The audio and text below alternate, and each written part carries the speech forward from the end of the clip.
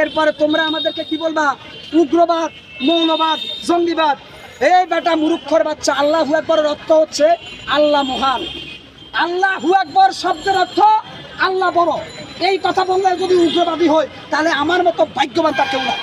এইবারে আল্লাহু আকবর বলার পরে যদি আমার এই জঙ্গিবাদের ওই যে টাইটেল দেওয়া হয়, আমি বড় ভাগ্যবান জঙ্গিবাদ বড়া। আমি আপনাদেরকে বলি, বিএনপির স্লোগান জিয়ার সৈনিক, আওয়ামী লীগের স্লোগান জয় বাংলা, বাংলাদেশের ইসলামী দলগুলোর স্লোগান আল্লাহু আকবর। আপনাদেরকে প্রশ্ন করবো, কোনটা দামি স্লোগান? এই মেয়ে, কোনটা দামি স্লোগান? আল্লাহু আকবর স্লোগান হচ্ছে দামি স্লোগান। আমার নেতার চরিত্র ফুলের মতো পবিত্র, এই মিথ্যা কথা বলা, কবরে যাইয়া দেখো কি হয়।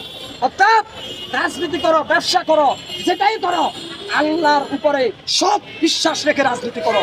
দেশ ভালো থাকবে, তোমরাও ভালো থাকবা। শয়তানি করো না। আমি